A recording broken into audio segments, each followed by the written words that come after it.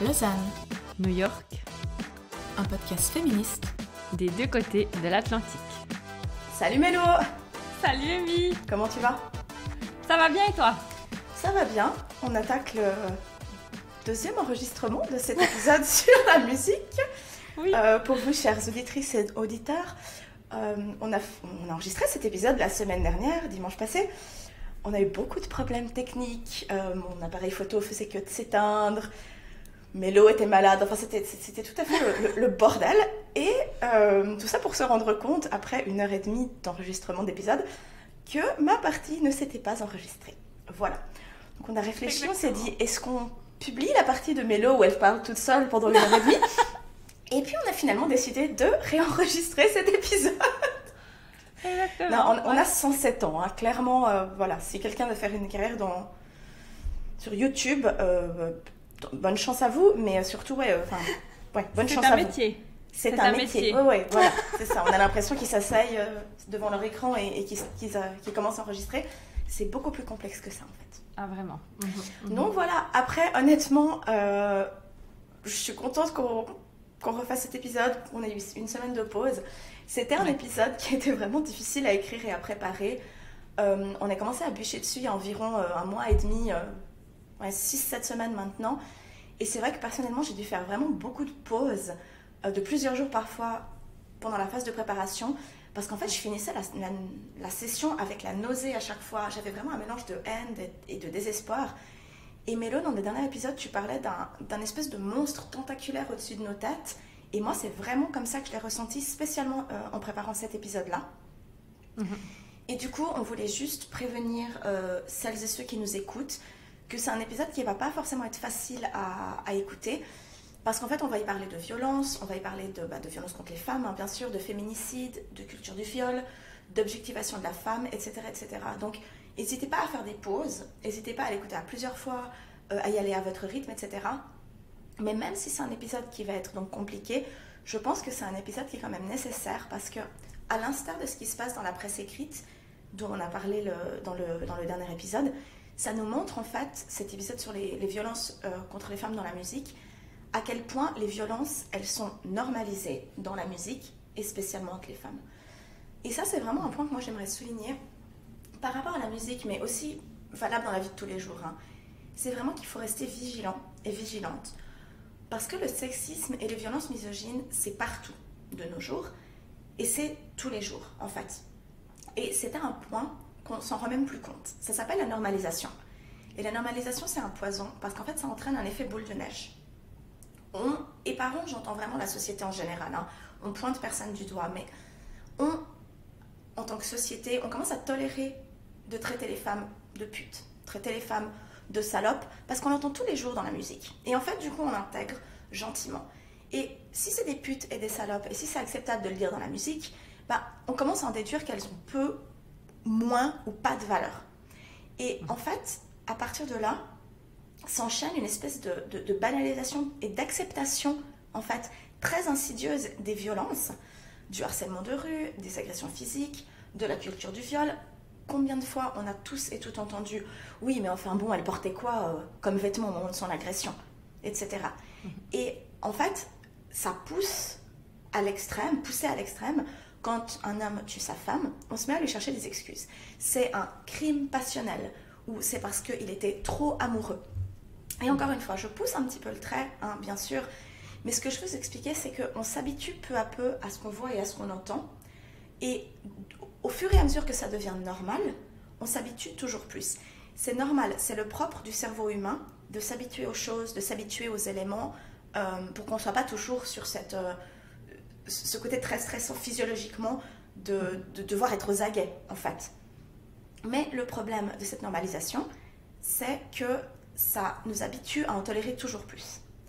Et en fait, dans la musique, c'est d'autant plus traître parce qu'on l'écoute souvent pour se détendre. On la fredonne de manière automatique, on n'a pas vraiment de filtre, on ne fait pas vraiment attention. Et le message, du coup, il va s'imprimer d'autant plus facilement qu'on passe la garde. Ou alors, aussi, parfois, on écoute et sans vraiment faire attention aux paroles, sans vraiment comprendre le message. Mais le message, il s'insinue, quand même gentiment dans le cerveau. Alors, on n'est pas en train de vous dire qu'il faut arrêter d'écouter votre chanteur favori parce qu'il est misogyne, etc. Mais je pense qu'il faut qu'on soit tous attentifs et attentives à ce qu'on met dans nos oreilles et aussi et surtout à ce qu'on met dans les oreilles des plus jeunes, de nos enfants, de nos frères, de nos sœurs, de nos petits cousins, spécialement à un âge plus jeune où cette capacité d'analyse n'a pas encore été vraiment développée. Et justement, bon, c'est un épisode qui est quand même très très difficile. On a voulu le rendre un petit peu léger. Et on a créé donc un bingo. C'est le bingo de Lausanne New York, le bingo du sexisme dans la musique. Donc c'est cette petite grille ici que vous voyez si vous regardez sur YouTube. C'est une petite grille que vous pouvez télécharger en ligne. Soit vous l'imprimez, soit vous la téléchargez sur votre téléphone. Et en fait, le principe, il est très très simple. Du moment, donc lisez, vous téléchargez, vous imprimez cette grille, vous lisez toutes les cases. C'est un tas de petits carrés avec des petites phrases, des petites situations. Et en fait, à chaque fois que vous nous entendez décrire quelque chose qui correspond à une de ces cases, vous la cochez. Par exemple, si je voulais les paroles de la chanson Non, je n'ai rien oublié de Charles Aznavour, il dit « Je t'ai écrit 100 fois, mais toujours sans réponse. Cela m'a pris longtemps avant que je renonce. » Donc là, vous pouvez cocher la première petite case tout en haut à gauche qui dit « Ne comprends pas qu'elle n'est pas intéressée et insiste lourdement. » Voilà. Et donc, quand vous les avez toutes cochées, vous pouvez crier bingo très très fort, ça soulage un petit peu. Et puis, regardez juste à quel moment c'était, et puis vous pouvez venir nous dire sur les réseaux sociaux, vous nous envoyez un message pour nous dire à quel moment vous avez terminé votre grille et ce que vous en avez pensé. Ouais. Eh ben ouais, c'est super. On se réjouit de voir vos grilles bingo et ce que vous en avez pensé. Donc avant de commencer, on voulait aussi préciser que pour des raisons de droit, on ne peut pas passer les musiques dont on va parler. C'est bien entendu un peu dommage, mais bon, on n'a pas le choix parce que si on les met sur YouTube, si on les met sur notre vidéo, elle va sauter sur YouTube.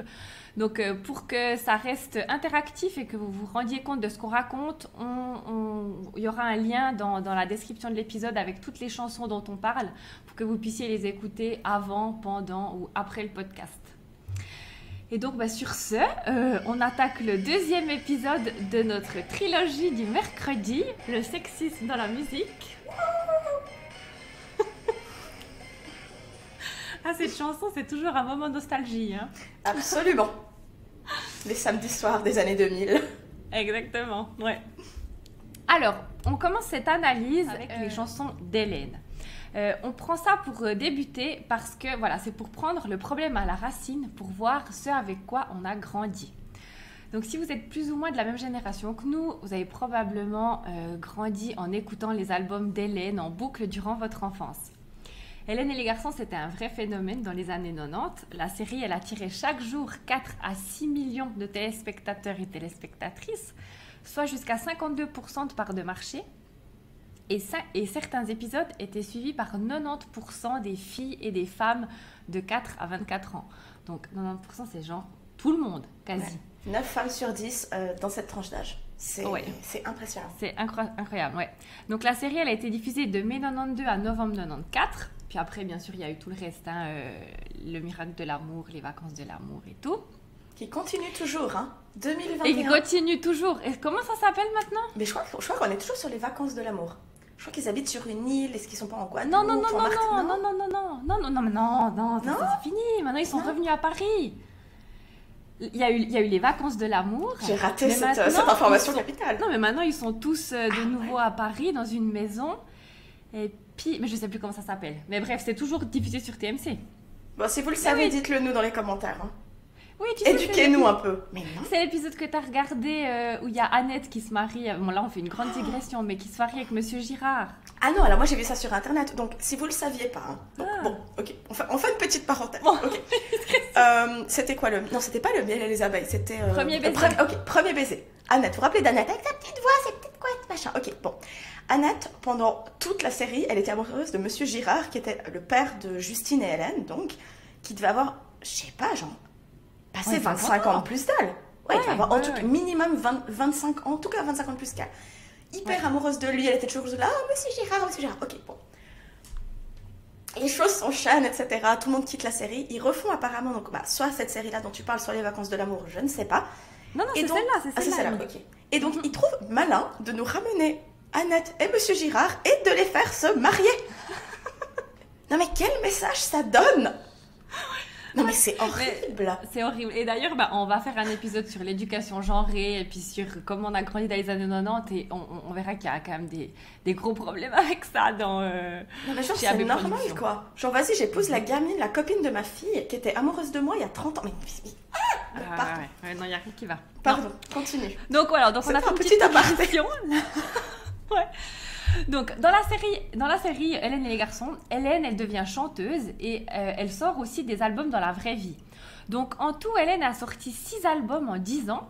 Le premier qui s'appelle Ce train qui s'en va en 1989, puis L'amour d'un garçon en 92, Je m'appelle Hélène en 93, Le miracle de l'amour en 94, Toi, 3 petits points, et moi, mais et moi, E-I-M-O-I, S, en 95 et À force de solitude en 97. Donc moi perso, les albums que j'ai le plus écoutés sont ceux de 89 à 95 et je pense que toi aussi Amy à peu près. Ouais. Donc de nos 4-5 ans à nos 8 ans à peu près. Et j'ai réécouté les chansons pour préparer cet épisode et franchement c'était vraiment la nostalgie, hein. C'était magnifique. Enfin voilà, essayez de les réécouter chez vous. Ils sont tous sur Spotify, hein. Donc vous verrez qu'on en connaît vraiment encore pas mal par cœur. Mais regardez-les sur YouTube parce qu'elle est clip et rien. Ah oui, honnêtement, allez. moi je l'ai regardé sur YouTube et elle est clip. Honnêtement, big up quoi. Mais des trucs pareils, mon dieu. Enfin, tu vois vraiment la vibe des années 90. Ouais, tu vois, C'est très très drôle. C'est vraiment très très drôle. Donc il y a beaucoup de petites filles, comme nous, hein, des années 90 qui ont grandi en écoutant les chansons d'Hélène en boucle et qui les ont chantées à tue-tête. Et on peut se demander à quel point est-ce que ça a façonné notre vision du monde et de l'amour quand on grandit en écoutant ces chansons en permanence. Donc il n'y a pas beaucoup de thèmes différents dans les 6 albums d'Hélène. En gros, elle parle de garçons dans 98% des titres. Et puis donc on a les thèmes suivants. Des chansons de déclaration d'amour à un garçon dans lesquelles elle dit qu'elle l'aimera toute sa vie, qu'elle le suivra n'importe où, que sa vie n'a aucune valeur sans lui.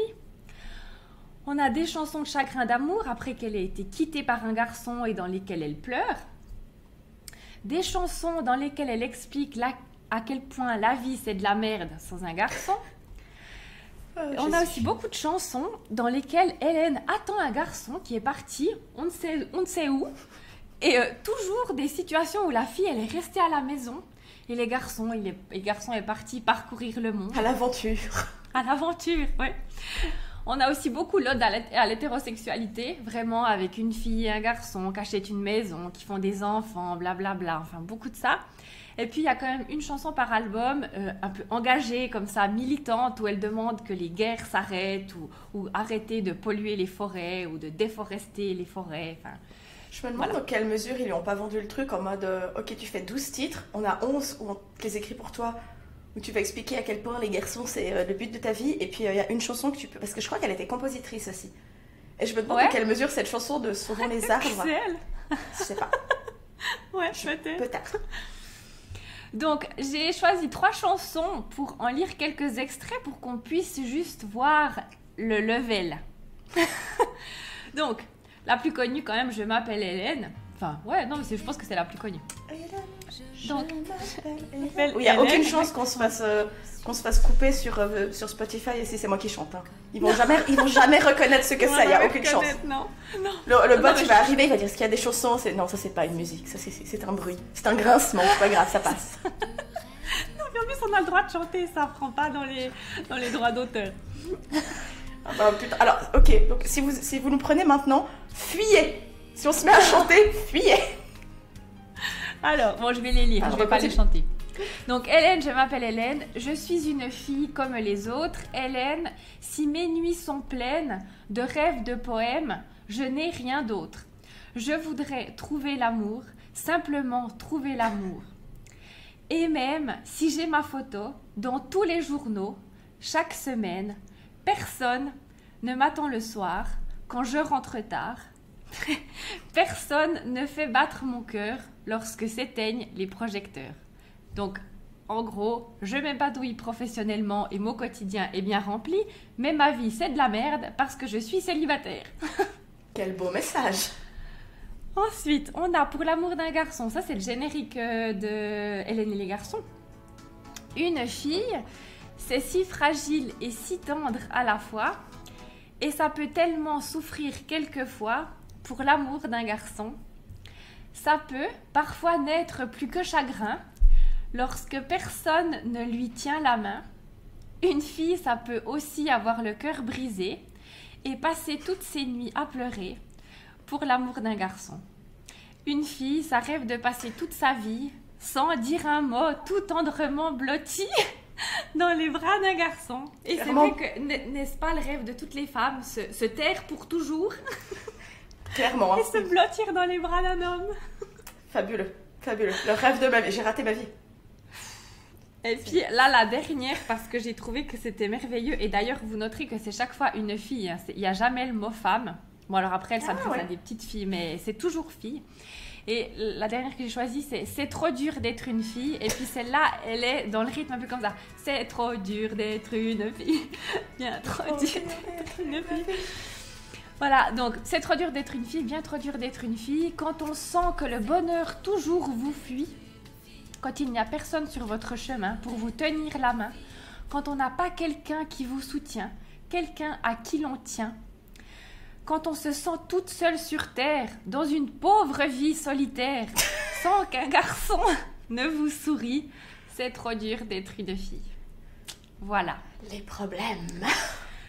Donc, la semaine dernière, quand on préparait cet épisode-là, moi j'ai écouté toutes ces chansons pendant au moins 1 heure et c'est vrai que ça met dans une ambiance qui est quand même assez chou parce que Hélène, elle a une voix qui est très douce, les airs sont mélancoliques, c'est des belles petites musiques et c'est très fleur bleue comme ça. Ça a l'air gentillet, romantique et l'air totalement innocent.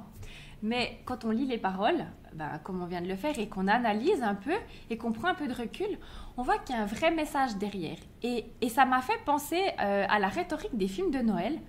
Tu sais, quand une femme qui a une carrière, quitte tout pour un homme qui vit dans leur village d'enfance. Pour aller faire du pain. Voilà, pour aller faire du pain en Alaska ou je ne sais où. Oui. Donc, un film comme ça, une chanson comme celle d'Hélène, ça fait pas de mal. Mais c'est quand on voit la récurrence, quand on voit à quel point c'est omniprésent et répétitif. Hélène, elle a 6 albums d'environ 10 chansons. Donc ça fait plus de 60 chansons qui bercent l'enfance de millions de jeunes filles et qui répètent toute la même rengaine. On peut quand même pas s'empêcher d'y voir une véritable propagande masculiniste et un conditionnement qui permet de perpétuer la société patriarcale. Toutes les chansons d'Hélène, elles ont été écrites par 2 hommes, Gérard Salès et Jean-Luc Azoulay, alias Jean-François Porry, qui sont des hommes qui sont nés dans les années 40, donc ils avaient un peu plus de 40 ans quand ils ont écrit tous ces titres. Avec ces chansons, c'est un peu comme si notre destin en tant que femme ne tournait qu'autour des hommes et que notre vie en dehors d'eux n'avait pas d'importance. On voit aussi beaucoup l'assignation des femmes à la sphère domestique, à l'intérieur, pendant que les hommes voyagent et vivent leur best life par monts et par vents. Beaucoup de chansons d'Hélène, elles parlent d'un garçon qui est parti et elle reste à la maison à l'attendre en étant triste.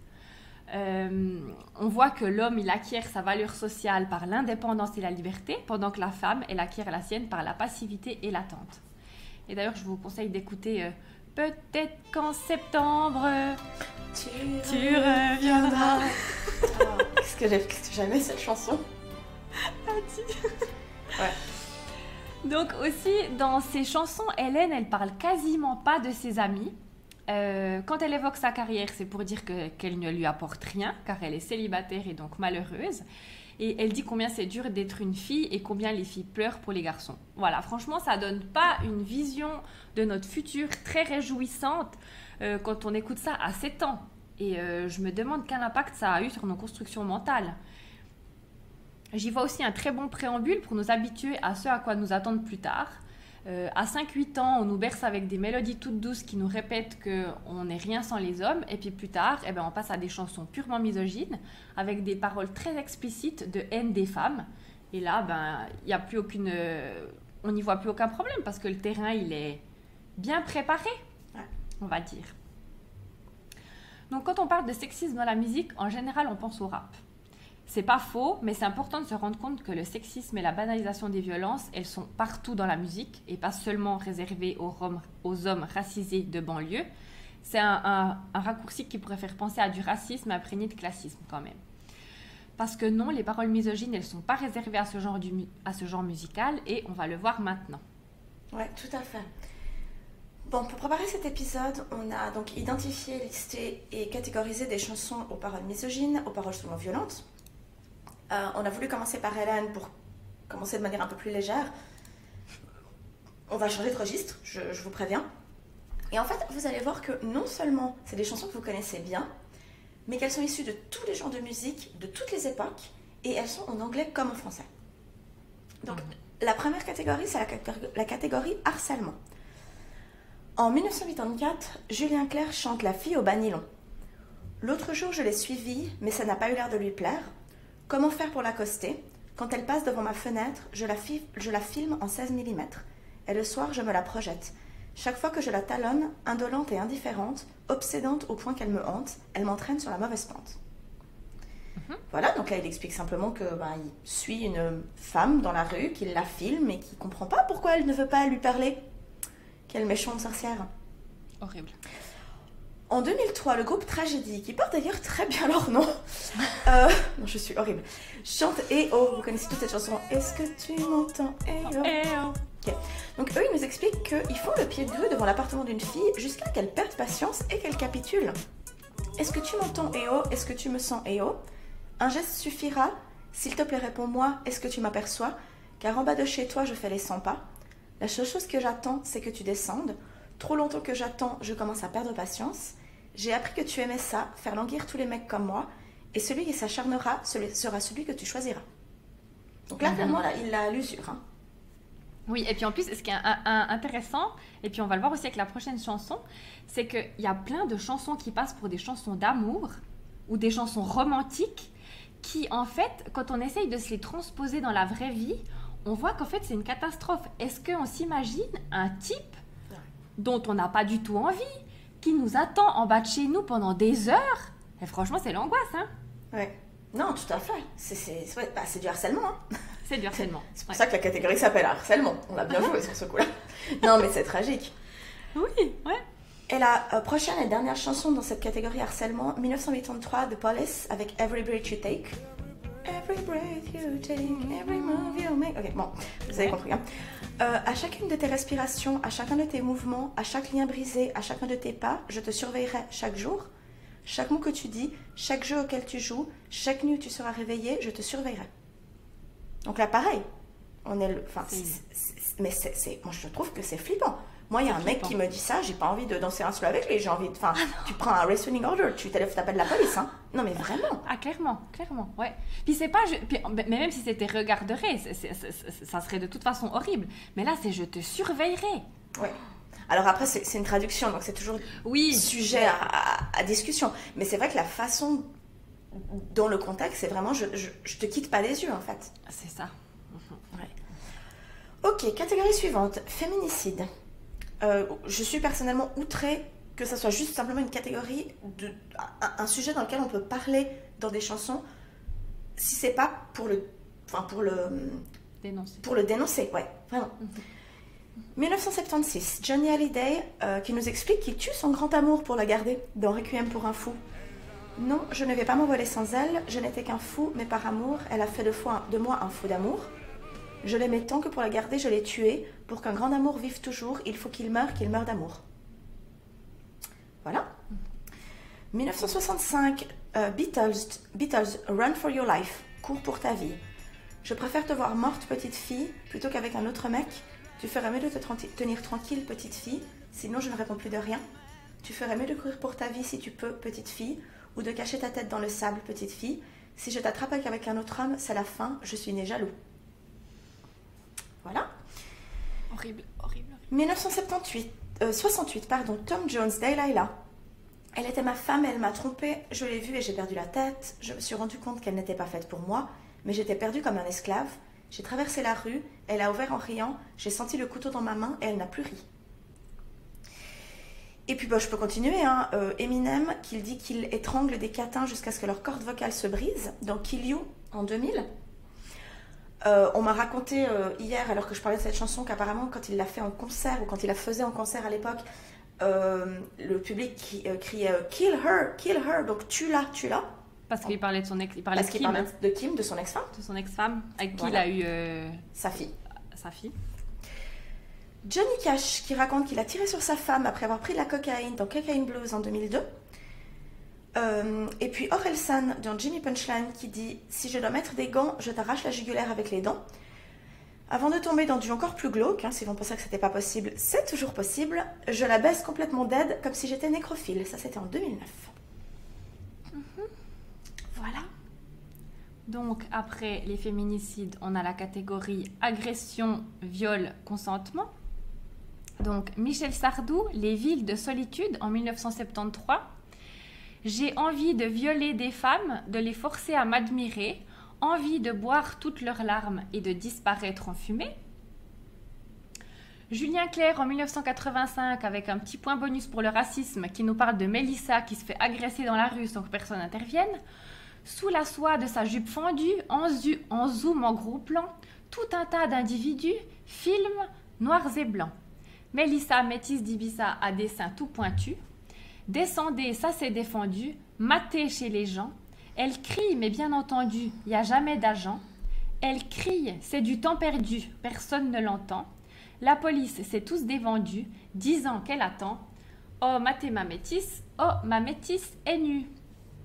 Et tu sais ce que j'ai pensé à part ça parce que bien entendu, je l'ai mentionné hier et du coup, elle m'a resté dans la tête toute la nuit. C'est Mélissa, métisse et d'épices. Enfin, tout le monde la connaît cette chanson, elle reste à fond. Imagine 2 secondes, hein, si en tant que femme, on faisait une chanson qui parlait, là il dit à des seins tout pointus. Imagine si on faisait une chanson à propos, j'en sais rien, du petit zizi d'un garçon. Non mais, non mais ça passerait jamais, je veux dire, c'est... Bien sûr que non. Voilà, Ouais. et honnêtement, cette partie, c'est encore la partie la moins problématique de la chanson, mais il y a des choses qui passent qui sont juste incroyables, quoi. Ouais, en fait, il tourne les trucs. Parce que là, si, le résumé de cette chanson, c'est que c'est une femme qui se fait harceler dans la rue, toucher, filmer. Elle crie et personne ne réagit. Et il y a des hordes d'hommes qui sont autour d'elle, qui matent sous sa jupe, et la police ne vient pas. Bon, bah, c'est quand même malheureusement ce qui se passe dans la vraie vie, mais et on nous fait ça sur des airs entraînants, et comme quoi c'est rigolo. Et on chante ça quand on a 10 ans, à la foire, Non, mais à la oui, foire, à la carnaval, c'est horrible. Ouais.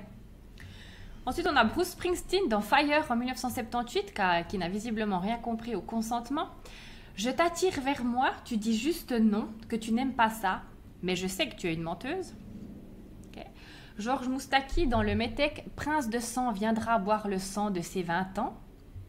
Orelsan qui menace une petite de viol avant de traiter les meufs de putes qui ont qu'à arrêter de se faire péter le cul dans Courez, courez. Et Booba qui agresse sexuellement sa partenaire jusqu'à ce qu'elle appelle au secours, qu'elle n'en puisse plus avant de la réanimer. Et puis, nous avons la catégorie What the fuck. Donc, Michel Sardou, qui clairement alors ne passe plus les portes dans J'habite en France en 1970. Que les Français se défendent bien. Toutes les femmes sont là pour le dire. On les fait mourir de plaisir. À les entendre, on croirait bien qu'il n'y a que les Français qui font ça bien. Non, bon, ça c'est très drôle, hein. C'est clairement du Michel Sardou, mais... Ouais. Georges Brassens dans Hécatombe qui raconte l'histoire de Gaillarde qui se crêpe le chignon au marché pour une botte d'oignon avant de décrire les gigantesques fesses de la plus grasse de ses femelles. Ok. Nous avons I Need a Girl avec Puff Daddy et puis Usher. J'ai besoin d'une fille à monter. C'est I Need a Girl to Ride. J'ai besoin d'une fille qui sera ma femme, personne d'autre car elle n'est qu'à moi. J'ai besoin d'une fille dans ma vie. J'ai eu une fille qui aurait pu mourir pour moi. Je ne l'appréciais pas vraiment, alors je la faisais pleurer pour moi. Toutes les nuits, elle avait des larmes dans ses yeux pour moi. Ok, super. Ils tirent leur fierté de choses vraiment très étranges, ces hommes. Ouais. Et puis là, les 2 dernières qu'on a ajoutées depuis notre enregistrement. C'est Tu veux mon zizi de Francky Vincent, qui est sorti en 2009 quand même. Enfin, c'est pas un truc qui date des années 80, c'est 2009 quoi, ça fait 12 ans. Donc, il faut vraiment que vous l'écoutiez, c'est Tu veux mon zizi? Oui. Je vais te le donner, oui. Dans chaque refrain, en fait, il dit « Viens ce soir dans ma demeure, tu auras toute ma chaleur. Viens ce soir dans ma casbah, tu en resteras baba. Viens ce soir dans le bungalow me faire voir tes gros lolos. Viens ce soir dans mon tipi, tu verras mon petit kiki. Et après, c'est reparti avec tu veux mon zizi. Oui. Ce qu'il y a d'ailleurs, je tiens juste à le dire, et elles se reconnaîtront, c'est le nom de notre groupe. On a un groupe WhatsApp avec 2 copines et c'est le nom de notre groupe, c'est Tu veux mon zizi. Voilà. Mais vous connaissiez pas cette chanson? Alors moi justement je l'ai découverte avec une amie il y a quelques semaines qui nous l'a fait. Ah c'est pas en lien avec cette chanson? Ah si justement. Si, en fait, elle nous l'a sortie de nulle part, je sais pas d'où, elle a beaucoup de culture musicale, elle nous l'a sortie je ne sais pas d'où. Et en fait ça m'a fait tellement rire que voilà, c'est devenu le nom de notre groupe WhatsApp. Ouais, donc voilà, et je honte même pas en fait, mais voilà. Ouais. Et moi ce que j'adore dans cette chanson, après, voilà, on fait vraiment un peu l'impression, c'est ridicule mais au moins c'est drôle. Regardez le clip, le gars est tellement content. Il a un smile jusque-là, il est trop content. Il est vraiment content. Et il y a plein de petits crabes en dessin animé qui sourient et qui dansent. Non, vraiment, il n'y a rien qui va du tout. C'est vraiment... Voilà, donc tu veux mon zizi, ok. Et puis, la dernière... Enfin, non, pas la dernière. Enfin, dans cette catégorie, oui, la dernière, c'est Tirli Pimpon de Carlos en 1989. Sur mon chihuahua. Tirli Pimpon sur le chihuahua. Et ça, quand même, je précise, c'était pendant le Club Dorothée. Donc... On écoutait ça quand on avait 8 ans. Donc, écoutez les paroles. Dans un palace en bambou, j'ai rencontré Banana. Non mais, en fait, il y a tout. C'est sexiste, c'est misogyne, c'est raciste, il y a tout. Dans un palace en bambou, j'ai rencontré Banana, la fille du roi des vaudous qui m'a fait un truc extra. Mais qu'est-ce qu'elle t'a fait, Banana? Tirli Pimpon sur le chihuahua, Tirli Pimpon avec la tête, avec les bras, Tirli Pimpon, un coup en l'air, un coup en bas. Touche mes castagnettes, moi je touche à tes ananas. Non mais, et en fait, alors la chanson est drôle, mais le clip, tu vois des gens racisés, une meuf, donc qui doit être Banana, avec une espèce de, enfin coiffée vraiment à l'africaine, avec machin et tout, et qui arrive avec un gros accent qui est là. Qu'est-ce qu'elle t'a fait, Banana? Non mais c'est une horreur, je comprends. Une horreur. Et le couplet d'après, en fait, il est au Japon, puis du coup t'as une femme qui une geisha. Voilà, une geisha. Et en fait, dans chaque couplet, il raconte son tour du monde et dans tous les pays dans lesquels il va faire du tourisme sexuel, en fait. C'est ça. Parce qu'en plus, il le dit dans le premier couplet, il dit qu'il va faire bronzer sa carte de crédit à la Guadeloupe. Non mais, vraiment, c'est une horreur. Bon, quand on a 8 ans, on comprend pas les paroles. Non. Mais quand tu les lis maintenant, tu te dis putain, mais on écoutait ça à 9 ans? Oui. Et puis bon, après, voilà, petite part, c'est le fils de Françoise Dolto, hein, Carlos. Ouais, c'est le fils d'une psychiatre qui s'intéresse à la sexualité entre guillemets ou le au bien-être des gosses, non? Mais je crois qu'elle a toute cette théorie justement de la découverte de la sexualité. Je crois qu'elle avait fait des théories là-dessus, un truc comme ça. Enfin, clairement, il y avait un problème, hein, mais bon. Oh, putain. Bon, catégorie suivante. Et là, vous allez remarquer que quand on s'est partagé les catégories, j'ai pas gagné. Hein. Donc là, je suis passée du féminicide. Là, je passe sur inceste et pédophilie. Super. Alors bon, il y a celui qu'on attend, il y a Gainsbourg avec Love and Incest, je t'aime plus que tout, papa, naïve comme une toile du douanier Rousseau, tes baisers sont si doux. Le retour de Michel Sardou, qui décidément est dans toutes les catégories aujourd'hui. Je voudrais aimer une enfant qui me ressemblerait un peu, qui saignerait du même sang, qui brûlerait du même feu. Oh, je voudrais aimer une enfant pour quelques heures pour le plaisir, la prendre en serre à ses parents et dans mes bras la voir dormir. Voilà. Rod Stewart, Tonight is a Night, 1976. Ne dis rien mon enfant vierge, laisse juste tes inhibitions disparaître, le secret va être révélé à l'étage avant la fin de la nuit. Je sais pas ce que c'est que son étage, mais enfin bon. Mais tu crois pas que la chambre elle est en haut? Ouais, c'est possible, ouais, c'est peut-être ça. Je sais pas. Charles Aznavour, Trousse chemise, 1962. Et j'ai renversé à trousse chemise, malgré tes prières à corps défendant, et j'ai renversé le vin de nos verres, ta robe légère et tes 17 ans. Quand on est rentré de trousse chemise, la mer était grise, tu ne l'étais plus. Quand on est rentré, la vie t'a reprise, tu as fait ta valise et tu es jamais revenu. Et puis, pour finir cette catégorie en beauté, Garou dans Criminel en 2000. Avec elle, c'est passionnel, avec elle, c'est consensuel. C'est au-delà des mots, entre la chair et la peau. On dirait qu'elle sort des jupes de sa maman, on croirait qu'elle n'a jamais eu d'amant. Mais méfiez-vous de la femme enfant, méfiez-vous de ses 14 ans. 14 ans. À cause d'elle, on m'appelle criminel. Son petit corps d'adolescent, pour vous, n'a rien de bien troublant. Vous ne voyez rien de pervers dans son regard bleu-vert. Rien d'une femme fatale, sous ses lèvres trop pâles. Tant pis pour vous, moi je l'avoue. Alors, rien qui Non mais... Donc, on va prendre les choses, voilà, hein, dans l'ordre ou pas dans l'ordre. Reprenons dans l'ordre. Reprenons. Donc, c'est consensuel. 14 ans, c'est pas consensuel. 14 ans, c'est pas la majorité sexuelle, ni en Suisse, ni d'ailleurs, je crois, en France. Je crois qu'ils essaient de la faire descendre à 13 ans, mais on est toujours, je crois, à 15 ou 16 ans actuellement. Donc, 14 ans, ce n'est pas consensuel. À 14 ans, c'est un passage, entre guillemets, obligé, mais c'est un passage assez standard de la construction d'une jeune fille à une femme. Les filles sont amoureuses d'un adulte. En général, un homme, une femme, mais souvent, à 14 ans, une fille est amoureuse d'un homme adulte. C'est à l'homme adulte de repousser les avances de la gamine. 14 ans, mettre les limites. Ce n'est pas consensuel. Bon. On dirait qu'elle sort des jupes de sa maman. On croyait qu'elle n'a jamais eu d'amant. Oui, alors encore une fois, Garou, à 14 ans... Elle a 14 ans. J'imagine que les deux sont exacts. Hein, j'espère, du moins. Non mais... Bon. À cause d'elle, on m'appelle criminel. Non. Oui. Non, on t'appelle criminel parce que tu peux pas la garder dans ta poche. On t'appelle pas criminel à cause de la gamine de 14 ans. Il faut remettre, remettons les choses dans le bon ordre. Bon. Son petit cœur d'adolescent, pour vous, n'a rien de bien troublant. Oui, c'est pour ça qu'on peut vivre en société et qu'on mérite pas d'être en prison. Non mais, enfin, tant pis, madame, tant pis pour vous. Tant pis pour vous. Non, en fait. Tant pis pour toi. Non mais, Ah non, c'était incroyable. Hein. Ah, cette chanson, elle est vraiment incroyable. Et il avait 30 ans à peu près quand il l'a chantée, mais incroyable. Et puis, t'as vu, ça c'est dans la plupart des chansons, en fait. Là, il le dit à cause d'elle, on m'appelle criminel. Il y a toujours une inversion de la culpabilité. Dans toutes leurs chansons, c'est jamais à cause d'eux. C'est toujours à cause de la femme. Ouais. Ou là, en l'occurrence, de l'enfant. Et pour revenir à ce que je disais avant, et ensuite, tu te fais agresser dans la rue. Oui, mais qu'est-ce que tu portais ? Non. Ouais. On le dit à chaque fois, on le dit dans tous les épisodes, je le répéterai jusqu'à ce que je n'aie plus de voix. C'est jamais la faute des victimes.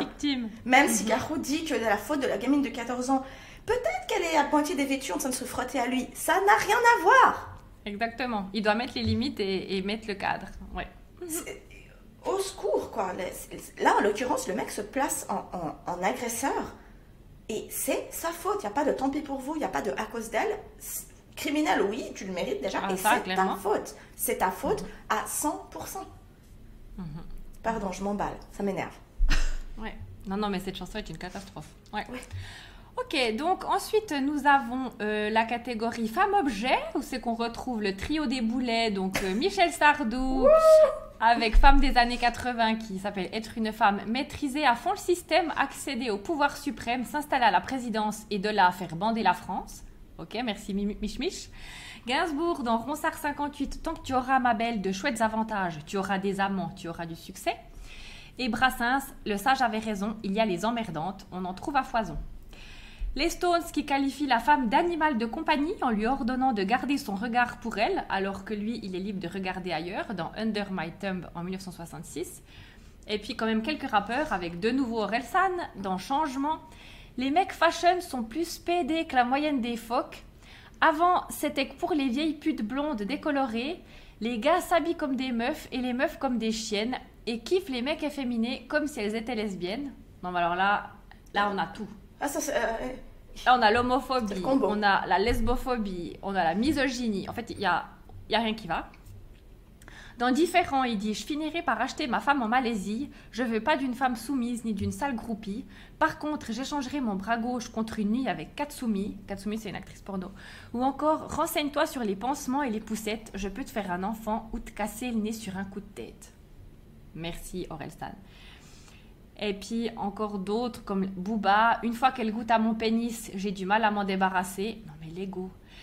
Stupflip qui dit « J'ai vu dans ce magasin cette fille au joli sein, j'irai l'essayer demain, elle me plaît bien. » Après avoir parlé de tous les habits qu'il voulait essayer, il va aller essayer une fille. Et puis voilà, après on va pas tous les citer, mais dans la variété française, il y a encore plein. Il y a Renaud avec Adieu Minette, Michel Delpech dans Les Groupies ou Philippe Lafontaine avec Cœur de loup. Et puis dernier chapitre, ceux qui haïssent les femmes sans raison. Bon, on peut déjà dire que dans toutes les catégories d'avant, c'était déjà de la haine des femmes, hein. Donc on a Georges Brassens dans Putain de toi en 54. Le comble enfin, misérable salope. Comme il ne restait plus rien dans le garde-manger, t'as couru sans vergogne et pour une escalope, te jeter dans le lit du boucher. Ah ah ah, putain de toi. Ah ah ah, pauvre de moi. Et ouais. Brassens qui est dans le trio de tête avec Orelsan et Michel Sardou. Hein. Exactement, eux ils sont partout. Ouais. Et puis Black M dans Je ne dirai rien en 2014. Et tu me dis, pourquoi je trouve pas de mecs bien? Pourquoi les mecs se comportent tous comme des chiens? Ta gueule, parce que t'es stupide, matérialiste, cupide, stupide, stupide, stupide, stupide. Et tu te crois super intelligente et mature. Hélas, la seule raison pour laquelle on t'écoute sont tes obus. Voilà. Donc là aussi, c'est 3-4... Là, on en a parlé la dernière fois aussi, c'est que les hommes ont très très peur des femmes qui s'intéressent à eux juste pour leur argent. Ils en parlent dans tellement de chansons, ouais. C'est abusé. C'est une grande crainte pour eux de nous voir comme ça. Bon, donc avec ce chapitre avec Amy, nous a bien mis la nausée de lire tout ça. Et puis on s'est demandé, pourquoi est-ce que les hommes haïssent les femmes à ce point? Et c'est quand même une vraie question à se poser. Pourquoi? Et aussi et surtout, comment des horreurs pareilles peuvent passer dans les maisons de disques? Parce qu'il faut se dire qu'il y a des gens qui ont non seulement écrit ces paroles, mais en plus elles ont été lues, elles ont été relues, elles ont été enregistrées, elles ont été écoutées. Et il n'y a personne pendant tout ce processus de production qui s'est dit « Ah ouais, non mais là les mecs on déconne un peu peut-être. » Ben non, ça passe, mais... Ça passait il y a 30 ans, ça passe encore maintenant. Ça passe encore maintenant, mais comme une lettre à la poste. Ouais. Et puis, là, comme d'habitude, il suffit d'aller regarder qui sont les gens qui sont derrière tout ça. Et comme d'habitude, ce sont des hommes blancs cisgenres partout, à la tête de toutes les grandes maisons de musique. Sony Music, c'est un homme. Columbia Labels France, c'est un homme. Universal, c'est un homme. Vivendi Group Universal France, c'est un homme. Warner Music Group, c'est un homme aussi. Et quand même, il faut se demander, c'est vraiment stupéfiant de constater à quel point ces horreurs, elles passent encore sans aucun problème lorsque les chansons sortent. C'est que donc il y a eu tout ce processus avant, puis au moment où elles sortent, et là elles sont à la radio, et là donc on les écoute, et rien. La réception auprès du public, elle se fait à bras ouverts. Aujourd'hui encore d'ailleurs, il y a plein de gens qui défendent Gainsbourg en disant que c'était un génie. Mais non, c'était un vieux porc dégoûtant misogyne à tendance incestuelle. C'était pas un génie, c'était un gros con. Et non mais oui, non mais oui, tout à fait. Et il y a un autre point aussi qu'on a compris durant l'écriture de cet épisode et qui explique, je pense, la réception sans révolte de toutes ces chansons par le public, c'est que quand on n'a pas eu le déclic féministe, ou je sais pas trop comment l'appeler, on voit pas tout ça. Moi, je me souviens de cette chanson que j'ai citée de Black M, qui est sortie en 2014. Je l'ai beaucoup écoutée en 2014 parce que je l'aimais bien. Et l'autre fois, elle m'est revenue en tête et je l'ai mise sur Spotify. Et là, j'ai réalisé l'étendue de la misogynie de cette chanson que j'avais jamais vue avant. Et quand bien même, je la connaissais presque par cœur. Et c'est la même chose pour Orelsan. J'étais une grande fan il y a encore quelques années. Et alors, même si je savais que ces paroles, elles sont misogynes, je l'entendais pas du tout comme ça. Et aujourd'hui, j'ose pas réécouter parce que je me dis, mais à quel point ça me serait insupportable. Ouais. Enfin, ce qui est intéressant aussi avec ce chapitre, c'est qu'on voit totalement le double standard. Parce que dès que les féministes écrivent des articles ou disent des choses pour dénoncer la misogynie, il y a une levée de boucliers partout. Les gens crient au scandale, la presse en fait des articles, on traite les féministes d'hystériques, on leur dit qu'elles desservent la cause, et blablabla, et blablabla. Et vraiment, j'ai l'impression parfois de vivre dans un monde où il y a tout qui est à l'envers, où on fait justement passer pour des folles des femmes et des personnes qui disent des choses sensées, logiques, et qui défendent le respect de tout un chacun. Et de l'autre côté, on a des chansons pareilles qui sont en boucle sur les radios, que les chanteurs, ils chantent leur haine des femmes, et d'une manière explicite et totalement décomplexée. Et là, ça choque personne. Ah non, c'est pas crème. Personne. Ouais. Et puis pour illustrer aussi ce double standard, ou quand même garder en tête tout ce qu'on vient de lire, ces féminicides, ces viols, ces trucs, c'est, maintenant Amy, tu vas parler de la chanson WAP de Cardi B, qui est vraiment un merveilleux exemple du double standard entre ce qui est accepté de la part des hommes et ce qui crée du scandale quand c'est chanté par une femme. Ouais, tout à fait. Et deux femmes, en fait, exactement. Donc, Cardi B et Megan Thee Stallion, qui sont deux rappeuses américaines, qui ont sorti l'été dernier cette chanson intitulée WAP, que vous avez sûrement dû entendre sur les radios. Alors, WAP, c'est l'acronyme de Wet Ass Pussy, qu'on pourrait traduire en français par sexe féminin lubrifié. Et donc, c'est une chanson dans laquelle les rappeuses, qui sont visiblement très contentes d'être là, au vu du titre, Elle parle de rapports sexuels avec pléthore de détails, des détails extrêmement imagés, etc. Alors, est-ce que c'est délicat? Non, pas du tout. Mais est-ce que c'est fantastique d'entendre des femmes qui parlent de sexe et de ce qui les font jouir de manière si ouverte? Oui, mais ça c'est fantastique en fait. Elles parlent de ce qu'elles aiment, elles parlent de ce qu'elles vont faire aux hommes et pas l'inverse. Et en fait, ça les met dans une position de pouvoir qui ne plaît pas forcément vachement à la société patriarcale en fait. Les femmes en position de pouvoir, c'est pas leur tasse de thé. Et en fait, je pense que c'est là où le bas blesse. C'est qu'une femme qui ose parler de sexe ou, comble de l'horreur, qui ose dire qu'elle aime ça, elle est tout de suite cataloguée. Hein. Elle n'est pas cataloguée comme ouverte d'esprit, mais comme une salope. Et en fait, on remarque que le patriarcat, il condamne et punit toujours les femmes qui parlent de leur relation sexuelle, qu'elles soient choisies ou subies. On est toujours fautive. En parallèle, la sexualité des hommes, elle est considérée comme plus animale, comme plus naturelle. Hein. Les hommes ont des besoins, ils ont des pulsions. Et donc, c'est ok d'en parler, vu que c'est un besoin, vu que c'est vraiment intrinsèque, c'est ok d'en parler. Et du coup, c'est plus compliqué pour eux de se retenir, tu vois. C'est plus excusable s'ils se comportent comme des porcs, s'ils touchent, s'ils violent, etc. Alors, encore une fois, je durcis le trait. Mais ce que vous remarquerez, c'est qu'on excuse toujours beaucoup plus facilement ces comportements agressifs ou plus ouverts chez les hommes que chez les femmes. Et puis, dans cette chanson WAP, justement, elles disent amener une serpillière et un seau pour notre sexe lubrifié. Et ça choque aussi parce que la sexualité des femmes, les rares fois on en parle, hein, donc, c'est soit lié à l'enfantement, soit c'est dépeint comme quelque chose de beau, quelque chose de lisse, quelque chose de propre, etc. Et donc forcément, quand Cardi B, elle raconte qu'elle mouille tellement qu'il lui faut une serpillière, et c'est pas tout à fait bien accepté, c'est pas très bien accueilli. Et d'ailleurs, je te coupe juste parce que ça m'a fait penser à ça l'autre fois. J'avais lu que dans les pornos, justement, ils essuient tout le temps les sexes des femmes pour qu'on ne voit jamais de lubrification, en fait. Oui. Ça doit toujours être très sec et très propre oui, ça va assez bien, ça, je trouve. Le money shot de la fin, c'est de l'éjaculation sur le par corps.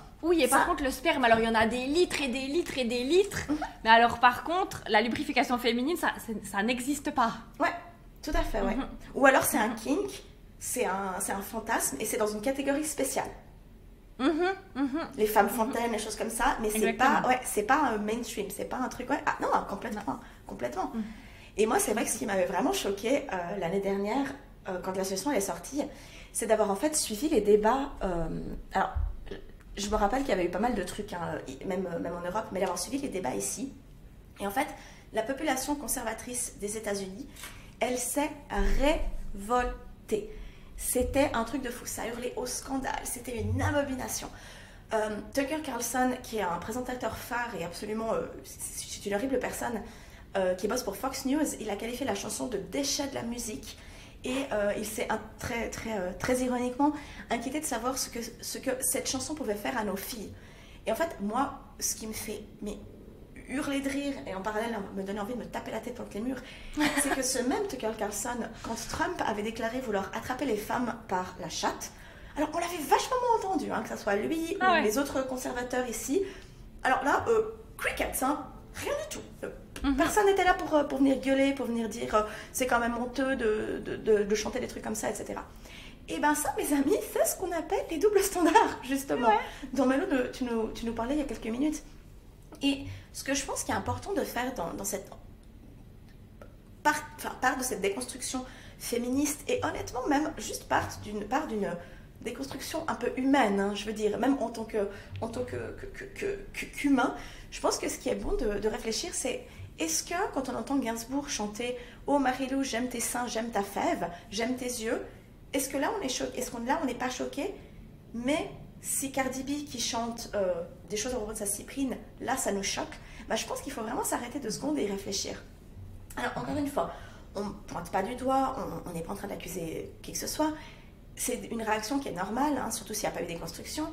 Ça vient du fait que dès l'enfance, les petites filles, on est conditionnées à être douces, à être gentilles, à être discrètes, alors que les garçons, ils sont encore une fois plus encouragés à dire ce qu'ils pensent, à exprimer leur côté animal, leurs pulsions, etc. Et donc, encore une fois, c'est tout à fait commun d'avoir ce genre de pensée. Ce sont des biais de genre, ça nous a été inculqué depuis des décennies, ça nous a été inculqué par l'école, par nos parents, par la société, c'est entretenu par notre environnement. Mais c'est vraiment problématique parce qu'en fait, ça implique que les hommes et les femmes, on n'est pas égaux. Et donc, qu'il est normal d'avoir ce double traitement, ce double standard, de traiter différemment les femmes et les hommes. Et donc, de un, c'est complètement faux. Et j'en vois pour exemple le fait que, de la même manière qu'une petite fille, elle peut bien devenir chirurgienne ou astronaute, si ça la chante, les femmes ont le droit au plaisir et elles devraient aussi pouvoir, et on devrait aussi pouvoir le revendiquer sans honte, sans passer pour des traînées. Et toute cette partie, c'est vraiment même sans parler du droit au respect fondamental à tout un chacun, à tout un chacune, qui a même un autre chapitre en fait, mais qui découle quand même de cette différence de traitement des femmes et des hommes en cause, entre autres, de la normalisation du sexisme dans la culture, ce dont on a parlé la semaine passée, ce dont on est en train de parler dans cet épisode. Et puis, en parallèle de ces doubles standards, dans la réception de l'art de ces femmes artistes, on voit aussi que les femmes artistes, justement, elles sont sous-représentées dans l'industrie de la musique. Il y a des statistiques qui ont étudié le problème, notamment ici aux USA. Il y a un questionnaire de l'American Community Survey de 2016 qui nous disait que 34,2% seulement des musiciens en 2016 étaient des musiciennes. Et ce qui est assez tragique, c'est que c'était carrément un petit pas en arrière par rapport à l'an 2000, donc 16 ans auparavant, puisqu'à ce moment-là, on était à 35,1%. Et ça se retrouve aussi dans les Music Awards et dans la programmation de tous ces festivals en été qu'on adore. Exactement. Et du coup, on a analysé les nommés et les palmarès de différentes cérémonies et les programmations des festivals aux États-Unis et en France. Et on va le voir, on peut pas dire qu'il y a vraiment une parité. Donc, on commence avec les victoires de la musique et les Energy Music Awards pour la France. Donc, les victoires de la musique en 2021, album de l'année, les nommés 5 hommes, 0 femmes. C'était la même chose en 2020. Chanson originale, alors là, il y a la parité. 3 hommes, 3 femmes. Ils ont fait un effort parce qu'en 2020, c'était 3 hommes et puis un duo homme-femme. 23 prestations durant la soirée, 10 femmes, dont 2 en duo avec des hommes. Les Energy Music Awards 2021, donc révélation francophone de l'année, les nommés 5 hommes, 1 femme. Révélation internationale de l'année, alors là c'est un peu inversé, c'est 4 femmes et 2 hommes. Groupe duo francophone, 3 groupes d'hommes et 1 duo homme-femme. Groupe duo international, là alors 6 groupes d'hommes. Ok. Et puis, il n'y a pas de groupe international, il n'y a pas de femmes à l'international. Il n'y a pas de femmes à l'international. Non, je pense pas. Non. On n'est pas là. Et puis sur 15 catégories, les femmes ont remporté 4 titres et 2 ont été remportés par un duo homme-femme. Voilà. Donc en tout, on a eu 67 nommés pour toutes les catégories mixtes. Et sur ces 67 nommés, il y avait 43 hommes et 17 femmes seules. Et 7 sont des duos hommes-femmes. Donc en gros, on a 64% d'hommes seuls, 25% de femmes seules et 10% de mixtes. Et l'award d'honneur, ils en ont décerné 4 et ils en ont décerné 3 sur 4 à des hommes. Super. Ouais. Ça fait plaisir. Merveilleux. Ça fait plaisir. Alors moi, je me suis intéressée aux Grammy Awards qui sont donc ici aux États-Unis, qui ont eu lieu cette année le 14 mars avec 8,8 millions de téléspectateurs et téléspectatrices. Donc c'est quand même un truc de fou. Presque 9 millions de personnes. Alors, les Grammys, la façon dont c'est organisé, il y a, une quinzaine, vingtaine de catégories. Donc, on ne va pas se faire toutes les catégories, on en a regardé seulement certaines. Dans la catégorie générale, donc, il y avait 62 artistes, 32 femmes et 30 hommes. Donc là, on est sur une parité quasi parfaite. Et les femmes ont remporté 6 des 8 trophées dans la catégorie. Donc, vraiment, pas mal du tout. La catégorie country, pas mal aussi, 15 femmes, 17 hommes. Et puis par contre, le rap, toujours un petit peu l'outsider de tout, de la parité, 25 hommes, seulement 4 femmes. Alors, par contre, ce qui était assez réjouissant aux Grammys, c'est que globalement, les femmes sont là et sont bien là. Beyoncé a été nominée 9 fois, donc 9 catégories différentes. Elle a gagné 4 prix. Dua Lipa, Taylor Swift ont été nominées 6 fois chacune. Et puis, Phoebe Bridgers, Billie Eilish et Megan Thee Stallion, dont on parlait un petit peu plus tôt, elles ont été nominées 4 fois chacune. Et au niveau des prix, on a Billie Eilish, Megan Thee Stallion, Fiona Apple et Her, qui est aussi une rappeuse, qui ont remporté 2 prix chacune. Donc c'est vraiment quand même encourageant. Moi, ça m'a fait plaisir, surtout après avoir vu les statistiques que tu as partagées, Mélodie. Moi, ça m'a fait plaisir de voir que voilà, les États-Unis sont un peu plus en avance. Ouais. Ça m'a mis un petit peu de baume au cœur quand même. Et puis après, on s'est tourné sur la programmation des festivals. Et puis là, on a vraiment rigolé. Hein. Que ce soit en Suisse ou aux États-Unis, c'est pas très très rigolo. Ouais, non. Donc le Paléo 2019, c'est le dernier Paléo qu'il y a eu. L'édition 2019, c'est la dernière édition qu'il y a eu. Donc le Paléo, c'est le plus grand festival de Suisse qui a lieu à Nyon chaque année en juillet. En 2019, sur les 95 artistes, il y a eu 17 femmes. Donc ça fait 18%, plus quelques duos mixtes. Dans la catégorie hip-hop, il n'y avait que des hommes. Dans la catégorie rock, il y avait une seule femme. Les femmes, elles sont majoritairement présentes dans la catégorie pop, en fait. Et puis, sur la grande scène, donc parce qu'au Paléo, il y a il y a plusieurs scènes. Et la scène principale, ça s'appelle la grande scène.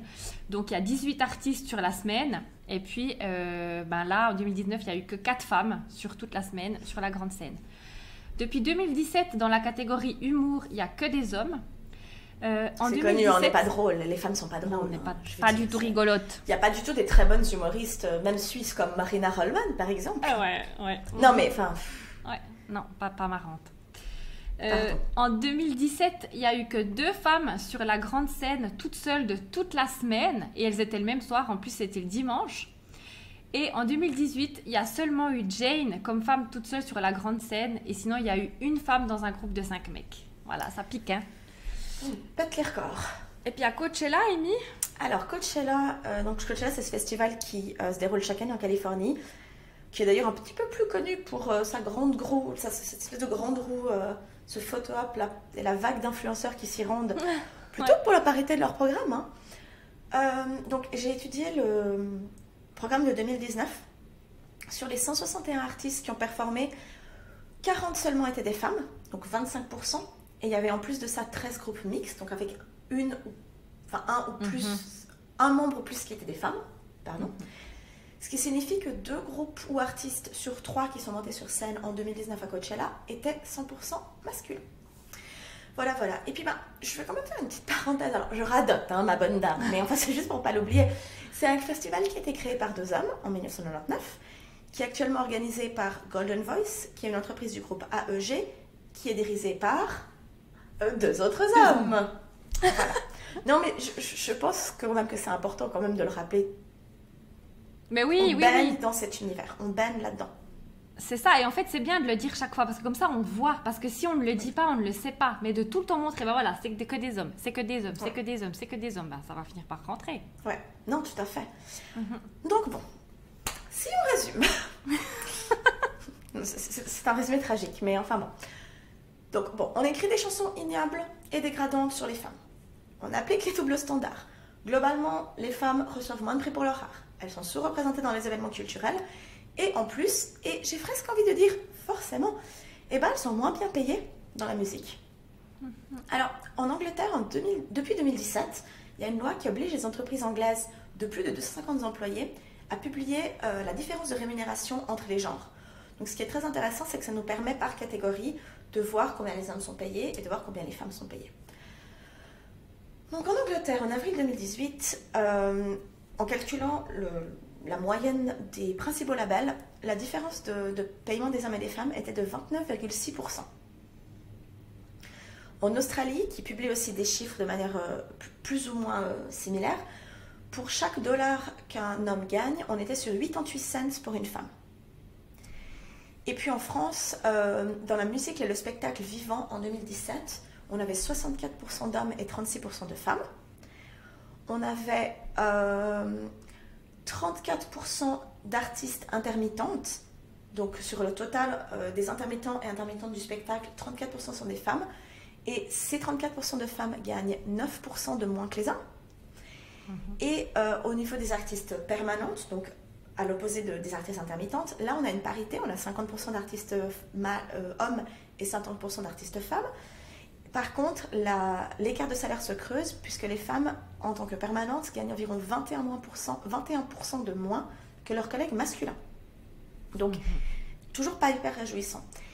Et puis, alors en Suisse, j'ai pas trouvé de chiffres sur la musique. C'est un petit peu compliqué en Suisse. Il y a quand même ce tabou, cette espèce de voile opaque sur l'argent. Mais j'ai trouvé des chiffres qui ont été communiqués dans un communiqué de presse en 2021 qui portait sur les inégalités salariales de 2018 en Suisse. Donc en Suisse, 81% des salariés qui ont touché plus de 16 000 francs par mois étaient des hommes. Donc sur le bucket des gens qui ont touché plus que 16 000 francs, on a 81% d'hommes, et donc si je calcule bien, 19% de femmes. Et puis à l'inverse, dans le bucket des gens qui ont touché moins que 4 000 francs par mois, et alors je sais que si on a les Françaises et les Français qui nous écoutent, 4 000 francs ça paraît énorme, mais en Suisse, avec toutes les charges qu'on a à payer, avec le coût de la vie... 4 000 francs ça fait 3 600 € à peu près. Ouais. Et donc, je me rends bien compte que c'est un excellent salaire pour la France, mais en Suisse, 4 000 francs... C'est des working poor, hein. C'est ça. C'est vraiment très, très limite. Donc, sur ce bucket de personnes, on a 60% qui sont des femmes. Et puis, on remarque aussi que les inégalités salariales en Suisse ont augmenté entre 2014 et 2018.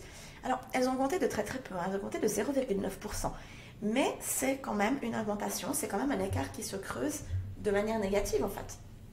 Et puis, on voit qu'en 2018, les femmes, elles ont gagné en moyenne 19% de moins que leurs collègues masculins. J'avais lu un article sur, je crois, le 20 minutes, il y a quelques mois, sur la pandémie, qui nous a aussi appris qu'il faudrait 35 ans, je crois, de plus. 30 ans, 30 ans. Ouais, on a perdu 30-35 ans. Ouais, on a perdu en fait 30 ans sur nos progrès pour une égalité salariale homme-femme. Et ça, je crois que c'était un niveau global. Hein. Je crois que c'était pas qu'en Suisse. Non, mais on a perdu 30 ans. 18 mois de pandémie et on a perdu 30 ans. Et puis, bon, ça c'est les chiffres que je viens de citer par rapport à la Suisse, c'est les chiffres qui sont diffusés par l'OFS, donc l'Office fédéral de la statistique. Et puis, en lisant les fine print, tu sais, au fond, c'était noté, parmi ces différences de salaire, 45,4% restent inexpliqués. Alors moi, je veux bien vous expliquer, hein, messieurs et mesdames de l'OFS, hein, si vous voulez, prenez un café, hein, prenez un petit snack, on se fait un petit paquet de chips, un petit quelque chose, une petite achat de charcuterie. Moi, je vous explique hein, d'où elles viennent ces différences salariales. Il n'y a pas de problème, hein, on ne va pas en parler maintenant, on pourrait faire un épisode là-dessus. Mais je veux dire, au bout d'un moment, c'est quand même du gros foutage de gueule qu'un office fédéral, donc c'est un bureau qui appartient à la fédération, c'est un bureau qui appartient au pays, arrive à nous sortir que presque 50% des différences de salaire sont inexpliquées en 2021. Moi, j'appelle ça du gaslighting, c'est du bullshit, c'est de la merde. Pardon. Non, mais c'est vraiment... Ouais. Alors, c'est très suisse, hein, je trouve personnellement, mais c'est vraiment ce concept de dire... Ouais, parce que genre, ils doivent rester neutres, donc ils disent pas ou bien... Enfin, je sais pas. Ouais, ou c'est vraiment ce concept de... ah ben nous, on se mouille pas, hein.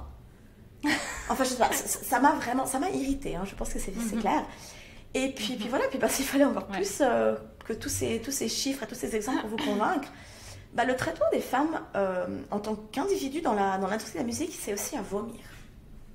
Voilà, oui. Alors là, on va sur un autre registre, mais toujours la même daube. C'est le traitement des femmes dans l'industrie. Et puis pour ce chapitre, on va parler de Taylor Swift, Aya Nakamura, et puis Amy, elle va parler de Jessie Reyez. Donc, on l'a déjà vu en long et en large avec Britney, hein, dans notre premier épisode, de comment les femmes sont traitées autant dans la presse que dans la musique. Et aujourd'hui, on va parler comme j'ai dit, de Taylor Swift, pour commencer. Donc, pour commencer avec Taylor Swift, son histoire, elle est très révélatrice.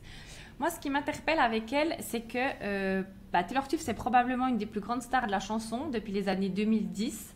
Et on pourrait penser qu'elle a beaucoup de pouvoir et d'indépendance. Et on constate que finalement, le patriarcat est absolument partout et les femmes sont placées dans des positions dominées, quel que soit le statut qu'elles ont. Et on l'a bien compris aussi hein, avec le MeToo du cinéma et Weinstein, où on a vu toutes les actrices dans quelle posture elles étaient mises. Donc Taylor Swift, elle avait signé avec le label Big Machine pour ses 6 premiers albums. En 2019, Scooter Braun, le manager entre autres de Justin Bieber et de Kanye West, a racheté ce label. Ça fait donc de lui le propriétaire des chansons de ses 6 premiers albums. Taylor, qui a écrit et composé l'intégralité de ses chansons, elle perd tous ses droits sur son œuvre. Alors, Taylor Swift et Scooter Braun, c'est là que le bas blesse. Ils étaient en conflit avant cette histoire, pour cause. En 2009, Taylor, elle a 20 ans et elle gagne un MTV Music Award. Kanye West, à ce moment-là, il monte sur scène, il lui arrache le micro des mains et dit qu'elle n'aurait pas dû gagner, mais que c'est Beyoncé qui aurait mérité ce prix parce qu'elle était nominée à côté de Beyoncé. L'ego, encore une fois. Ah ouais, non mais aucune gêne. C'est bon, Kanye, on t'a pas sonné, reste assis sur ton cul là. Parce que Kanye West, c'est un grand ami de Jay-Z et Beyoncé. Oui, mais c'est bon, enfin moi je suis ta copine, je vais pas monter sur une scène comme ça. Non mais, je veux dire... Non, c'était pour situer, ouais, non mais... L'ego, imagine une meuf qui fait ça, mais jamais de la vie. Mais tu passerais pour une hystérique, elle a ses règles, elle est complètement folle, de qui elle se prend et tout. Le gars là, ok, elle est avec sa petite veste, pardon, j'aime pas Kanye West au cas où on mettra la vidéo de cette scène dramatique sur Insta. Donc c'est une scène affreuse. Taylor Swift, elle est toute jeune, elle n'est pas du tout encore super connue, elle est dévastée. Et en 2016, donc après ça, apparemment, ils se sont réconciliés, enfin l'histoire a été classée. Puis en 2016, Kanye West, il sort une chanson qui s'appelle Famous, dans laquelle il déclare que Taylor Swift lui doit sa carrière. Et il dit d'ailleurs « I made that bitch famous », j'ai rendu cette pute célèbre. Et dans le clip, il y a un sosie de la chanteuse qui apparaît nue dans un lit à côté de lui. Donc, à cette époque, un petit peu, il y a ça qui sort, il y a Scooter Braun, qui est donc le manager de Kanye West, il participe aussi à ce harcèlement à l'égard de Taylor, avec de nombreux messages à son encontre sur les réseaux sociaux. Il y a aussi Justin Bieber qui s'en mêle. Enfin voilà, c'est un bel exemple du patriarcat et de tous ces types qui se croient au-dessus de tout. Donc après toutes ces histoires, c'est là que Scooter Braun annonce en 2019 le rachat du label Big Machine et Taylor, elle apprend donc que l'intégralité des droits de ses 6 premiers albums sont entre les mains de ce type. Et on note au passage qu'il n'a même pas pris la peine de l'en informer au préalable, elle l'apprend comme ça un jour dans la presse. Il décide de lui interdire de jouer ses anciens titres en concert et de les utiliser lors du documentaire Americana qui était en préparation pour Netflix à l'époque. Et en plus, évidemment, il touche des droits à chaque fois qu'elle les joue ou qu'ils sont streamés sur Spotify ou les plateformes en ligne. Mais quelle violence, ça part ça. T'as plus le droit sur ta chanson, t'apprends ça dans la presse, enfin... Et c'est toi qui les as écrites parce que... Enfin, non mais c'est... En novembre 2000, ça ne s'arrête pas là, en novembre 2000, Scooter Braun, il revend encore une fois, les droits des 6 albums de Taylor à un autre label, donc il les a achetés, maintenant il les revend. Et pourquoi est-ce que Taylor, elle n'a pas racheté elle-même son catalogue ? Parce que Scooter Braun, il acceptait de les lui revendre que si elle signait une clause mentionnant qu'elle ne pourrait plus jamais parler de lui négativement. Donc, Taylor, elle a trouvé la meilleure des solutions, elle a dit « Ok, va chier » et elle va réenregistrer la totalité de ses 6 premiers albums dans de nouvelles versions. Elle a dit « Je sais que ça va diminuer la valeur de mes anciens masters, mais j'espère que vous comprendrez que c'est ma seule chance de retrouver la fierté que j'éprouvais quand j'écoutais les chansons de mes 6 premiers albums et de permettre à mes fans d'écouter ces albums sans se sentir coupables, que cela profite uniquement à Scooter. » Et il y a quelques semaines, elle a sorti Fearless Taylor's Version, donc Taylor, la version de Taylor, qui était initialement sortie en 2008. Et ça a été un succès puisque l'album a enregistré le plus grand nombre d'écoutes pour un album sur Spotify en 2021, avec plus de 50 millions d'écoutes en un seul jour sur la plateforme. Franchement, c'est magnifique. Ouais. Et 14 titres de l'album se sont classés dans les 10 premières places du classement mondial des chansons country d'Apple Music. Et Fearless est le 9e album consécutif de Taylor à débuter en tête du Billboard. Donc super. Ouais. Bravo à elle. Hein. Ouais, vraiment. Et Taylor, c'est une belle icône féministe quand même. En 2019, elle a reçu l'award de la femme de la décennie par Billboard. Et son discours était vraiment puissant. On va le mettre aussi sur notre compte Instagram, on va le traduire. Elle dénonce le fonctionnement patriarcal de l'industrie musicale et le comportement de ces hommes qui possèdent tous les labels. Elle formule aussi une critique sur la manière dont sont traitées les femmes dans cette industrie. Elle dit « Lorsque Fearless a remporté le prix de l'album de l'année aux Grammys et que je suis devenue la plus jeune artiste solo à remporter ce prix, cette victoire s'est accompagnée de critiques et de réactions négatives en 2010 que je n'avais jamais connues auparavant en tant que jeune artiste. Tout d'un coup, les gens avaient des doutes sur ma voix. Était-elle assez juste? N'était-elle pas trop aiguë? Tout à coup, ils n'étaient pas sûrs que c'était moi qui écrivais les chansons, car parfois, dans le passé, j'avais eu des co-auteurs. » Comme tout le monde. Comme tout le monde, ouais. À cette époque, je ne comprenais pas pourquoi cette vague de critiques sévères m'avait frappé si fort. Maintenant, je réalise que c'est ce qui arrive à une femme dans la musique si elle a du succès ou du pouvoir, au-delà du niveau de confort des gens. Ensuite, elle dit, au cours des 10 dernières années, j'ai vu les femmes de cette industrie se faire critiquer, être comparées les unes aux autres, se moquer de leur corps, de leur vie sentimentale, de leur façon de s'habiller. Avez-vous déjà entendu quelqu'un dire d'un artiste masculin « J'aime beaucoup ses chansons, mais je ne sais pas ce qu'il y a avec lui, il y a quelque chose en lui que j'aime pas ». Eh ben non, parce que cette critique nous est réservée. Voilà, pour l'histoire de Taylor Swift, qui est révoltante. Et puis ensuite, donc là, je passe à l'histoire de Aya Nakamura. Donc, Aya Nakamura, c'est une chanteuse de R&B rap française. Moi, perso, j'avoue que je la connais pas vraiment. Et puis, je crois que toi, Amy, non plus pas trop. Hein. Et qu'on n'écoute pas... Vaguement, voilà, c'est pas exactement ce qu'on écoute, mais par contre, moi, j'ai beaucoup entendu les critiques à son encontre dans la presse française, et je crois que c'est ça qui est intéressant, c'est d'analyser la façon dont elle est perçue en France. Donc, Aya Nakamura, c'est une femme noire, ce qui la place dans une position de double discrimination, où elle subit en même temps le racisme et la misogynie, et on peut aussi ajouter le mépris de classe, parce qu'elle vient d'une banlieue à l'extérieur de Paris, à Aulnay-sous-Bois. Aya Nakamura est beaucoup décriée en France et pourtant, c'est l'artiste française la plus streamée au monde. C'est fou, hein? Ouais. Sur YouTube, Jaja, je crois. Jaja, ouais, a été vue plus de 760 millions de fois. Et elle a aussi un article dans New York Times qui promouvait des articles européens à écouter et elle était dedans. Prends ça, Michel Sardou. Pardon. Alors, il y a plusieurs critiques à son encontre qui sont récurrentes. 1, elle se prend pour une diva, donc comme un petit air de déjà vu, hein, Amy. Ça me rappelle quelque chose. Écoutez nos 2 premiers épisodes, en fait. On en parle dans les 2. Exactement. Et puis, ses paroles ne veulent rien dire. Donc, jusqu'ici, rien de neuf sous le soleil. Hein. On commence à comprendre comment la société se comporte face à des femmes célèbres. On l'a vu dans nos épisodes, comme on vient de le dire. Donc là, je cite un article. On lui reproche d'être arrogante, bête, de ressembler à un homme, d'être une diva, mais d'être cheap, une Madonna de banlieue, de chanter des mots qu'ils ne connaissent pas, d'être sûre d'elle et bien dans son corps. De manière très contradictoire, on lui reproche d'être une star et en même temps de ne pas correspondre aux critères de ce que serait une star pour eux. Et c'est quand même assez incroyable d'être critiqué parce qu'on renvoie l'image qu'on est bien dans notre corps. Non mais ça c'est... Enfin voilà, on a bien compris. Hein, le patriarcat, il préfère des femmes peu sûres d'elles qui s'effacent. Ouais. Aya Nakamura, elle dit « C'est quelque chose qui a changé quand j'ai eu du succès. Dès que j'ai été exposée, on m'envoyait ça dans la figure. J'étais critiquée sur tout ce que je faisais. Au début, je ne comprenais pas parce que j'avais pratiquement jamais vécu. Je me suis prise toutes ces remarques d'un coup et c'était brutal. Face à ce déferlement de haine, elle a décidé de prendre ses distances et elle mène désormais sa carrière comme elle l'entend, sans rendre de compte à personne. Et elle dit « Quand elle est une fille qui me ressemble, il faut se préparer à ça. » Et enfin, pour terminer, concernant les critiques relatives au langage, c'est des critiques qui sont en général plutôt réservées aux artistes féminines. C'est davantage attendu d'une femme qu'elle utilise un vocabulaire correct et qu'elle évoque des sujets non tabous. On l'a vu avant avec Cardi B. On voit que les femmes en 2021, elles n'ont toujours pas le droit de parler de tous les sujets.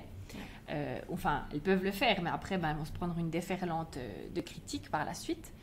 Et puis, comme d'habitude, on ne fait pas du tout ce même type de reproche aux rappeurs. Et pourtant, on sait bien à quel point ils parlent de sexualité, souvent en plus, eux, de manière dégradante. Et combien aussi souvent leurs phrases, elles ne respectent pas du tout les règles du français. Ah non, du verlan, non, bien sûr. Mais non, qui ne respectent pas du tout les règles du français qui ont été édictées par l'Académie française. Et qui est, je le rappelle, dirigée par une assemblée de vieux cons réacs. Vieux cons. Non mais oui.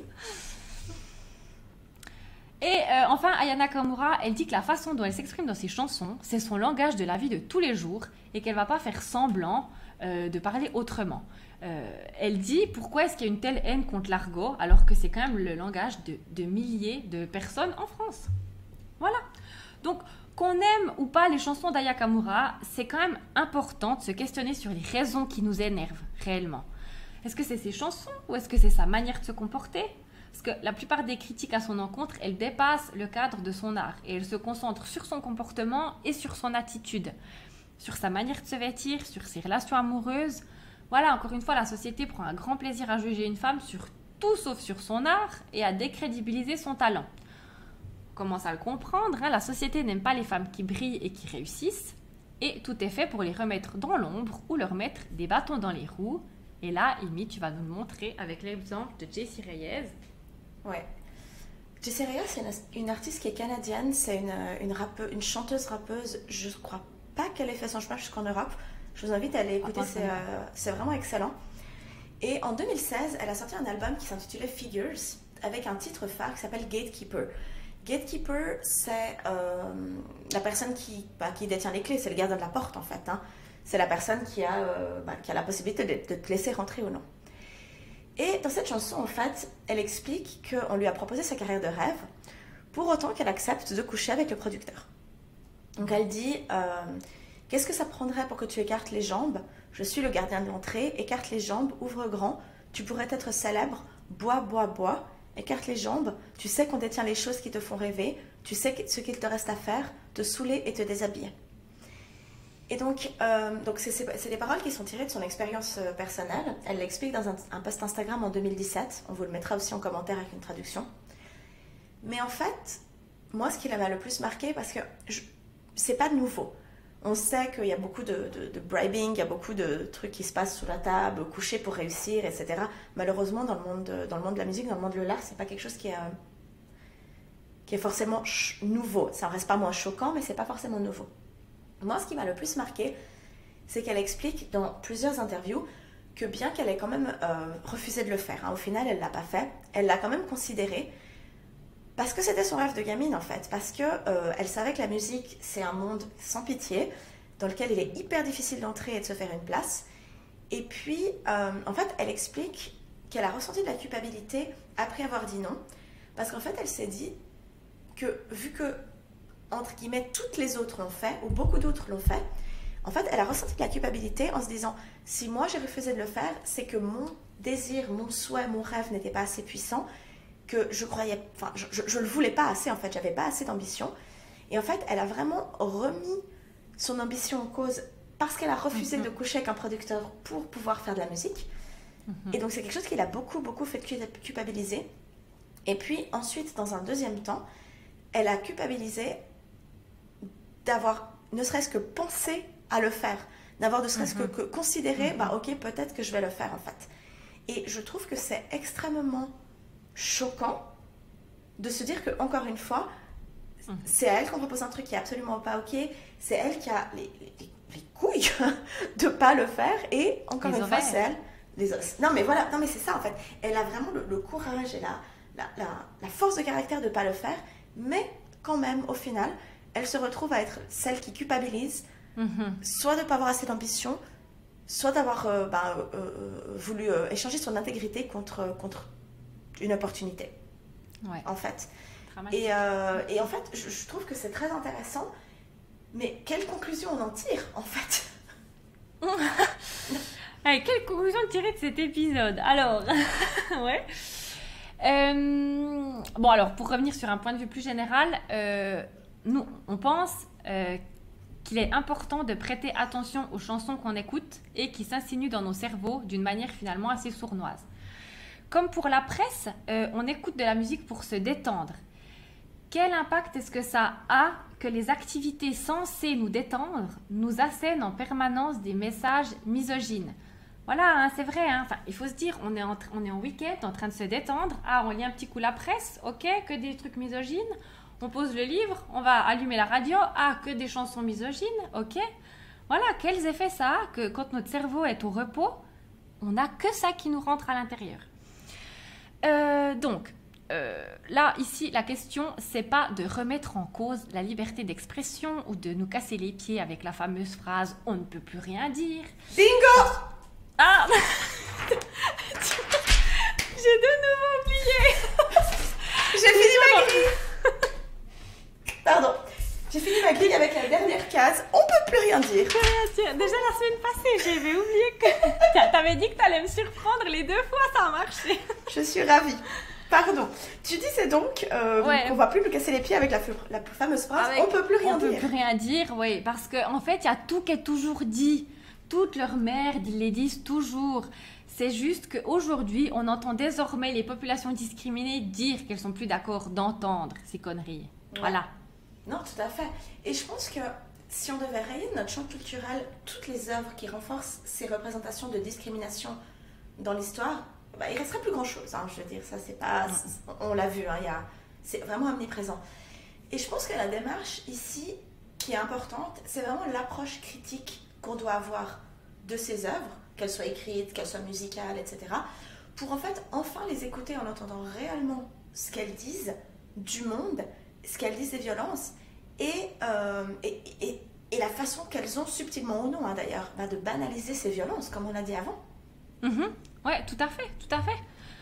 Bah, moi, de mon côté, j'écoute de temps en temps des chansons qui ont des paroles misogynes, et souvent, bah, c'est du rap, hein, mais c'est pas ce que j'écoute le plus. Mais je sais que quand je les écoute, ce que je vais entendre, et mon seuil de tolérance qui est assez bas, il s'en accommode pour quelques minutes.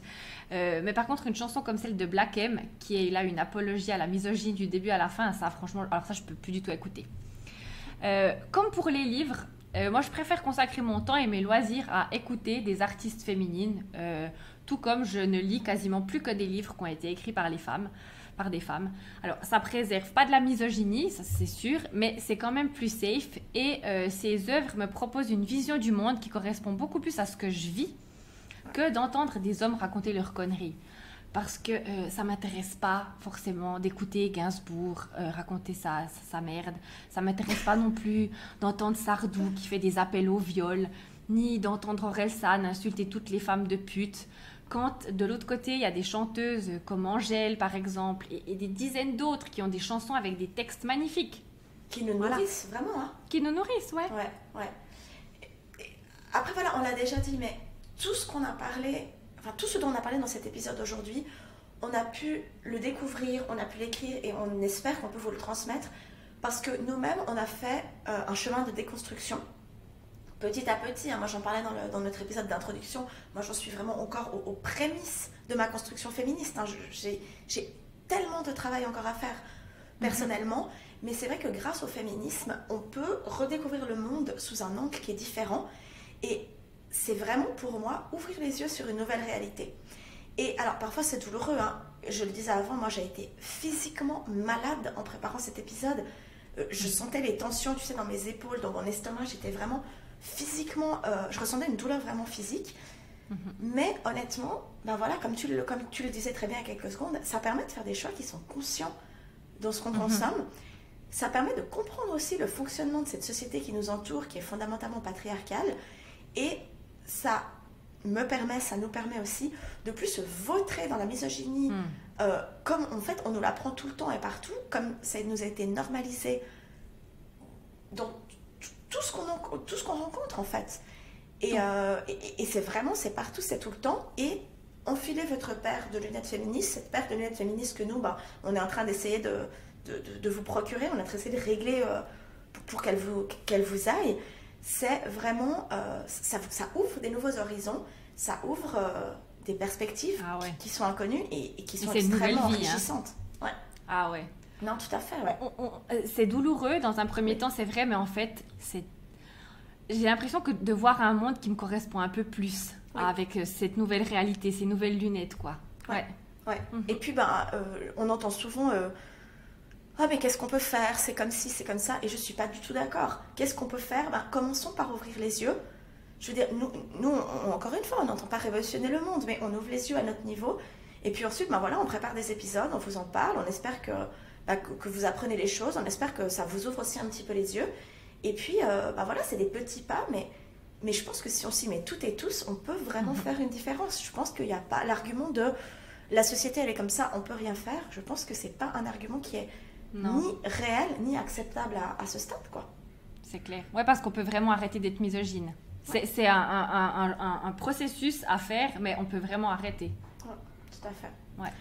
Donc voilà, on arrive au bout de ce deuxième épisode de notre trilogie du mercredi. On espère que ça vous a plu, on espère que ces lunettes commencent à être réglées à votre vision.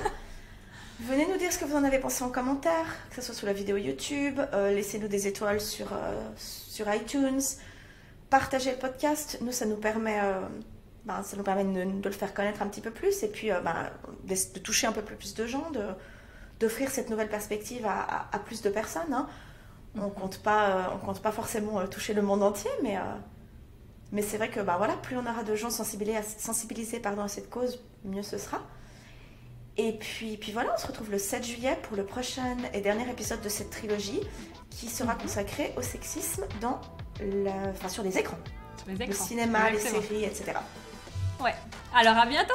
À bientôt.